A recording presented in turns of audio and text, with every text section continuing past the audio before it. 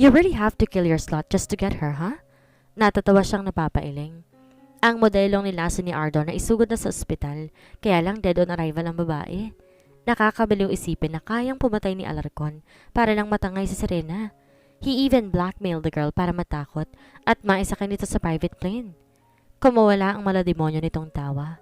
Natuto na rin si Alarcon sa salitang Tagalog dahil sa pabalik-balik nito dito sa Pilipinas. And yes, this devil was his dear friend. Lahat ng kampo ni Satanas kaibigan niya. Walang ibang magkakaintindihan kundi sila lang din. Ang galing mo pa rin talaga hanggang ngayon, Enzo. Nilalaro nito ang labi habang nakatitig sa kanya. Kilala kita, Ardon? Yeah, of course. Napapailing ito. I have something for you. Umangat ang kilay nito at tila naghahamon. Make sure that this woman is better than the girl on the plane right now. Dahil hindi ako magdadalawang isip tangay ng babaeng yan mamaya. I know you better. You still don't have trust in my expertise? He grinned. Humilig ang puhod ni Ardon. Bakas ang panunod Diyos sa mga mata at maring nakipagtitigan.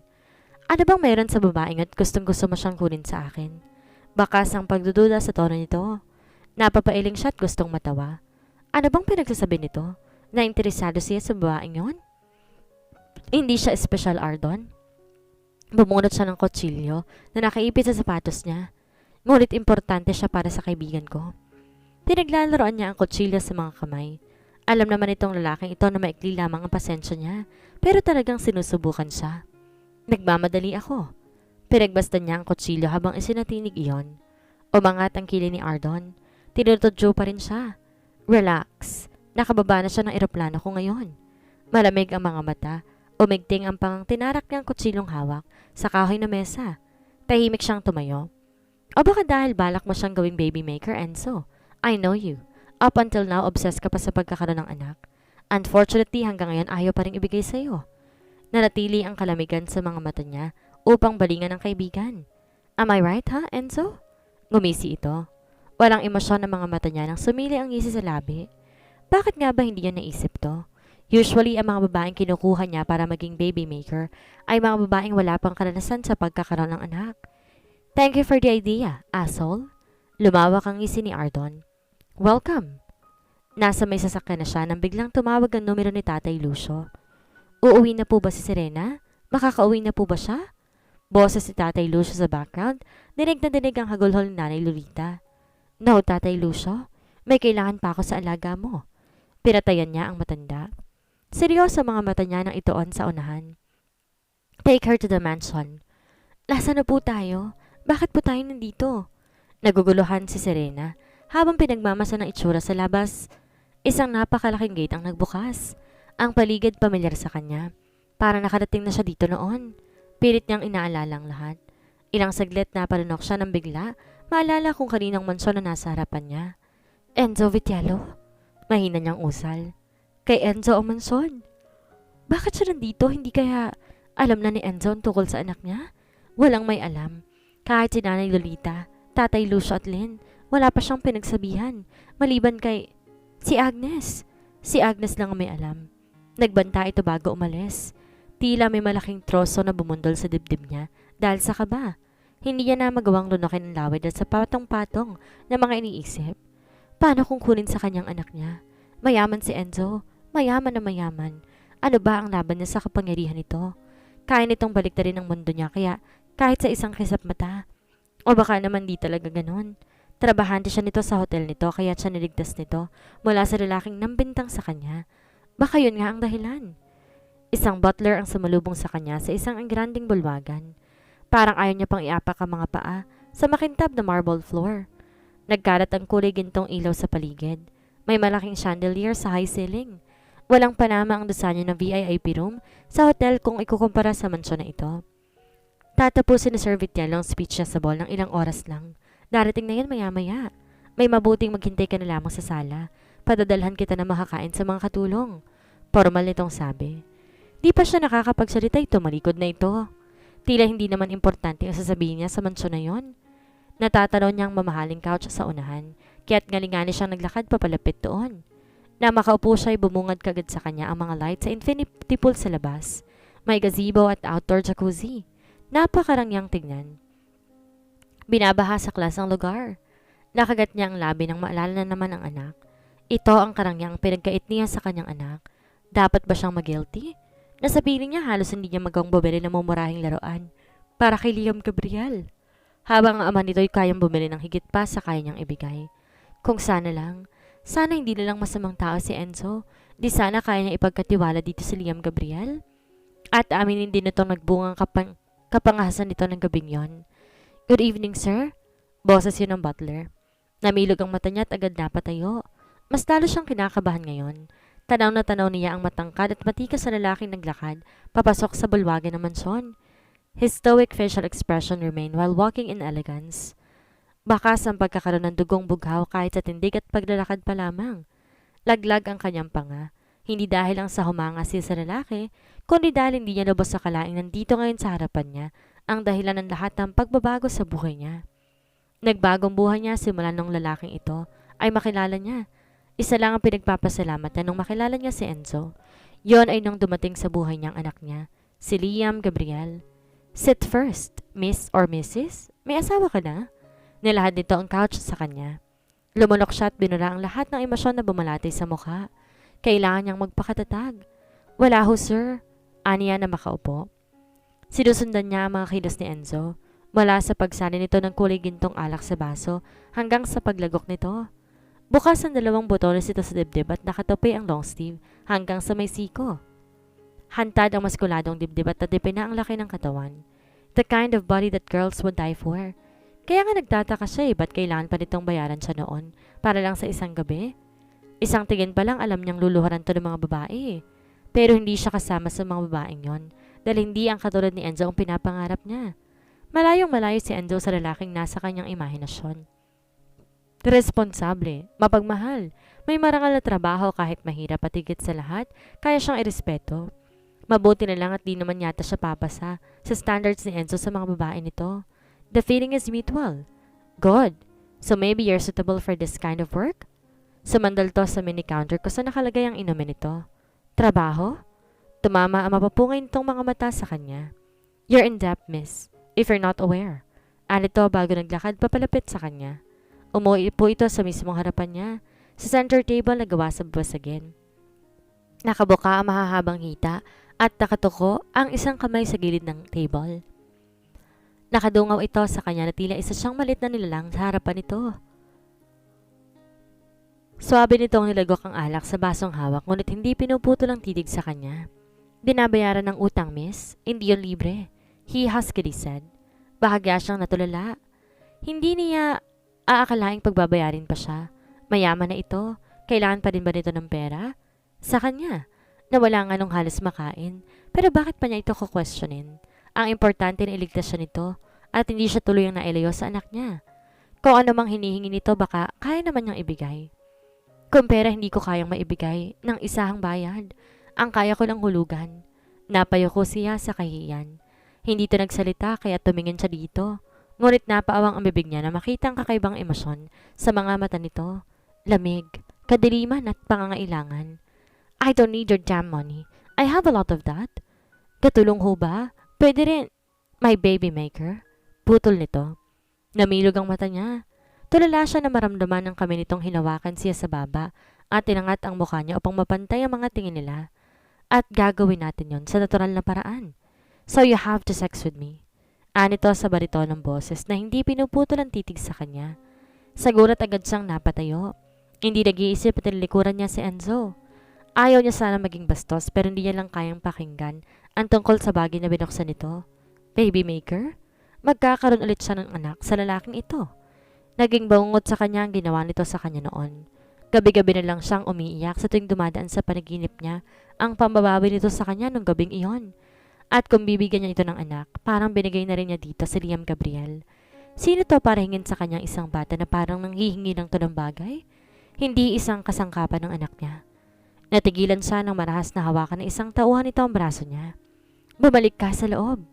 Anang tauhan nito sabay kuha sa tagilan nito na may barel. Nanginginig ang kamay na sumunod siya sa lalaki. Nang hilahin siya nito papasok ulit sa main door ng manson. Nasa lobby na si Enzo at dominanting nakatayo doon habang nakahalukip-kip. May dilim sa mga mata nito habang nakatingin sa kanya. Pabalya siyang binitawan ng tauhan nito dahilan para mapaupo siya sa sahig. Agad bumungad sa kanyang mga mata ang pares na makintab na sapatos ni Enzo. Pag-iisipan ko muna sa ngayon pa. Sir, hindi. Pakiusap. Hayaan niyo muna ako makapag-isip. Humagulhol siya sa takot. Nakita niyang may armas sa mga tauhan ng lalaking ito.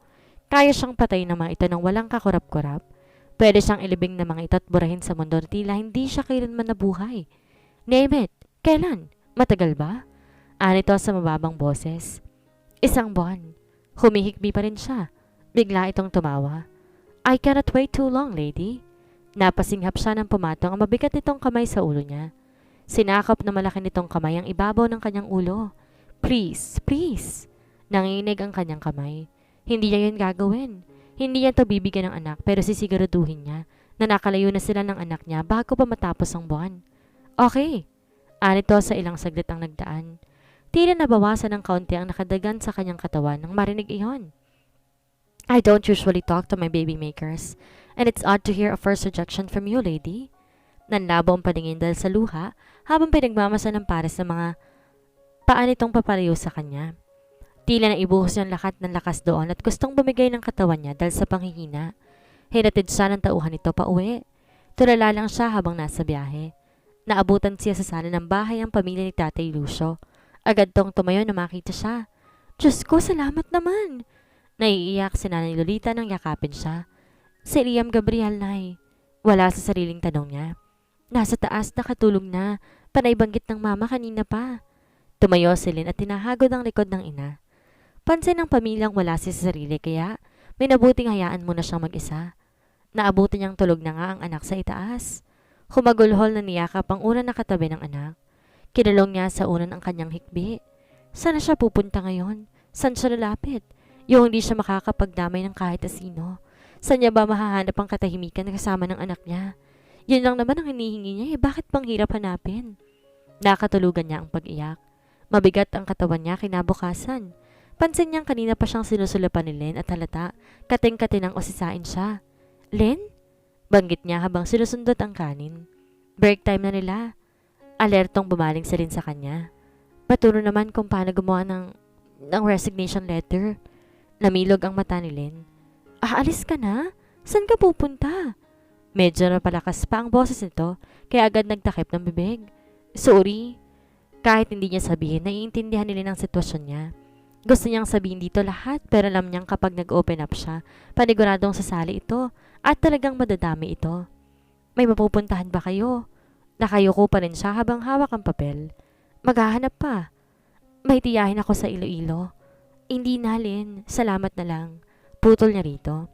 Sabi na nga ba't sasali na naman to eh. Kaya ayaw niya talagang magsabi dito. Mag-aalala din pati sa natatay sa inyo. Napait siyang umiti sa kaibigan. Salamat. Lalo na kina tatay at nanay. Makakumusta ako sa inyo dito kapag maayos ang sitwasyon namin sa pupuntahan namin. Tumawag ka. Maayos o hindi man ang sitwasyon mo, tumawag ka sa amin, Serena. Napansin niya ang pangingilid ng luha sa mata ni Len. Bakit pa kasi napakalapitin mo ng malas? Nakakainis ka talaga. Anito na ngayon umiiyak. Balahura itong si Len eh. Totoo lahat ng pinapakita nito sa kanya. Maaasahan mo ito kapag nasa kagipitan. Hindi kaayaan ng babaeng to. Kaya nga pati siya nahihirapang iwan ito eh. Naalala niya lang din si Joyce kay Len. Sa kabila ng kamalasan, nakatagpo siya ng mga turing na kaibigan sa mga lugar na pinupuntahan niya. At malaking bagay iyon para sa kanya. Narinig ko magre-resign ka raw? Nakangisi si Rhoda na makita sila sa stockroom. Kukuha lamang dapat siya ng mga linen, tsaka kortinang pamalit sa malalaking kortina ng mga rooms. Tapos nagpang-abot sila ni Rhoda dito. Hindi niya na lang pinansin ang patutsyada ni Rhoda. Tinoon niya na lang ang pansin sa pagkuha sa mga towel at maging sa mga personal na gamit para sa banyo. Bakit ngayon mo lang naisip? Nagpakita na ba ang ama ng anak mo? Namilog pa ang mga mata ni Rhoda na animo nagulat. Sinabi niyang kaya niya na kayong buhayin? Tapos, naniwala ka. Kalaunan ay umiling-iling ito. Alam ni Rhoda na may anak siya. Hindi niya naman tinago yun eh. Nalaman lang din niya siguro sa iba. Mabilis nang kumalat ang chismis. Nangiintriga lamang ito, baka sakaling mapaamin siya. Halata naman tatanga-tanga ka talaga. Kita mo? Nagpauto ka nga ng una kaya ka nabuntis, tapos hindi ka pinindigan ng ama ng bata. Siguro kasi isang kalabit lang bumibigay ka na kaagad. Tatawa-tawa ito habang nag-aayos ng tiwala sa tsoli nito. Tumiim ang bagang niya. Nagpauto nga siya pero hindi sa lalaki, kundi sa kapatid niya. Inakala niyang may puwang pa siya sa puso nito ng mga panahong umasa siya na baka bumalik sa kanyang kapatid niya. Na baka sa wakas piliin din siya nito. Na baka magkasama na rin sila sa wakas at matupad niya na ang pangako niyang mapag-aral niyang kapatid niya. Wala naman siyang ibang hinahangad kundi ang mapabuti ang mga taong nakapaligid sa kanya. Pero bakit ganito ang kapalit ng lahat? Naging masama ba siya? Minsan ba sa buhay niya ay may naapakan siyang tao? Hindi man siya naging priority na magulang nila noon, pero hindi siya naging masamang anak. Hay nako, Serena, gumising ka na nga. Hindi lahat ng love life fairy tale. May anak ka na, wag nang puro libog ang isipin mo. Nanginginig ang kamay niya. Sinisikap na wag maiyak. Nagiinit ang sulok ng mata niya pero kinakaya niya at ginagawang lahat para hindi madala sa emosyon. Tsaka, sigurado kang hindi ka nang gagawing para usan? Tumawa ito tinignan siya mula ulo hanggang paa. Well, mukha ka naman talagang para usan. Nilagay nito ang huling towel at nang dumaan sa likuran niya para lumabas na yung tinapik pang balikat niya. Sakalang tuloy ang bumuhos ang luha niya. Panay ang pahid niya gamit ang kamay. Kailangan niya maging malakas. Hindi po pwedeng sumuko. Kung may problema, kailangan niya lamang umiyak. Pagkatapos laban ulit siya dahil hindi lang siyang nabubuhay para sa sarili niya, kundi para sa anak niya. Serena, baka sa mukha nilin ng pag-aalala nang tawagan siya. Mga bandang 12:00 na ng gabi. Madalang ang pagtawag ng mga guest kapag mga ganong oras. Tulog na ang karamihan at ang iba naman hindi pa nakakarating sa mga rooms nila. Pinatatawag ka ng manager. Nagliwanag ang mukha niya. Baka naaprobahan ang resignation niya. Mas mabutit ngayong gabi babiyahin na sila ng anak niya papunta ng probinsya. Makikibalita siya doon. Pupunta niya mga malayong kaanak ng mama at papa niya. Yon ang una niyang plano. Natigilan siya na makaramdam ng kamay ni Lynn na hinahawakan ng braso niya. Malungkot pa rin ang kaibigan niya. Kung maaaprobahan man yun ngayon, mag-iingat kayo ng bata Baritaan mo kagad ako kapag nakarating na kayo sa pupuntahan ninyo. Ngumiti siya kay Lynn. Oo, tatawag agad ako. Nagmadali na agad siya papasok sa office ng manager. Umahon ang kaba at tuwa sa dibdib niya. Pero bumagsak ang natatanging pag-asa sa puso niya nang bumungad ang problemadong mukha ng manager. Nagtatakang kumatok siya sa pinto nito dahil hindi man lang siya nito napansin kahit nasa bungad na siya ng pinto. Hello, ma'am? Alanganin siyang umiti sa babae. Ito ang papel mo. Inangat ito ang papel at napahilot sa sentido. My God! Ikaw pa lang yata nag-iisang trabahante na magtatanggal sa akin sa trabaho eh. Kumunot ang noo niya. Magtatanggal? Paano to magtatanggal?